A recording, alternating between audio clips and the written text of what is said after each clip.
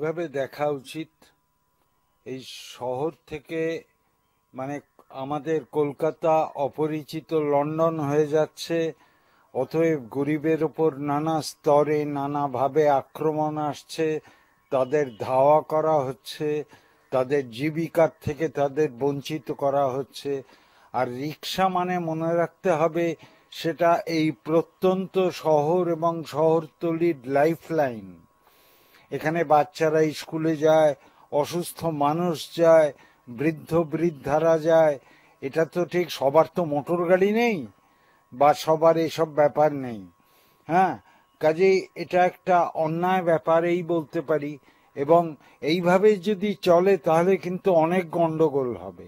একটা অদ্ভুত ছবি দেখলাম যে একজন ৭৫ সাল থেকে বিহারের লোক এই অঞ্চলে রিক্সা চালাচ্ছেন। বিহারে তার বাড়ি আছে, সংসারটা এইভাবে চলে। সুন্দরবন অঞ্চলের বহু মানুষ।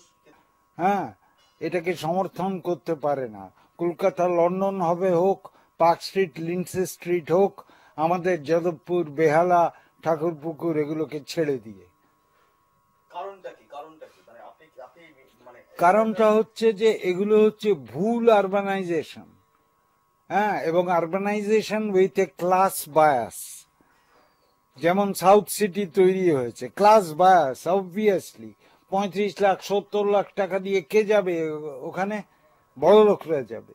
পুরো শহরটাই আস্তে আস্তে বড় লোকের দিকে টিল্ট করছে, হেলে যাচ্ছে ব্যালেন্স। তাই এর বিরুদ্ধে দরকার হলে রাস্তায় নামতে হবে, আর তো কোনো উপায় আমি দেখছি না। সরকারের কাছ থেকে কি চাওয়া আপনার? সরকার এদের কথা ভাববে, এই জন্যই তো সরকার। সরকার তো সাউথ সিটির সরকার নয়, সকলেরই সরকার। সরকার যদি কাজটা না করে তাহলে সরকারের বিরুদ্ধে প্রতিবাদ আরো বাড়বে, আন্দোলন আরো জোরদার হবে। এবং আজকে রিক্সাওয়ালা আছে, কালকে হকার আসবে, পরশু অটো চালকরা আসবে, শহর জুড়ে একটা গন্ডগোল শুরু হবে।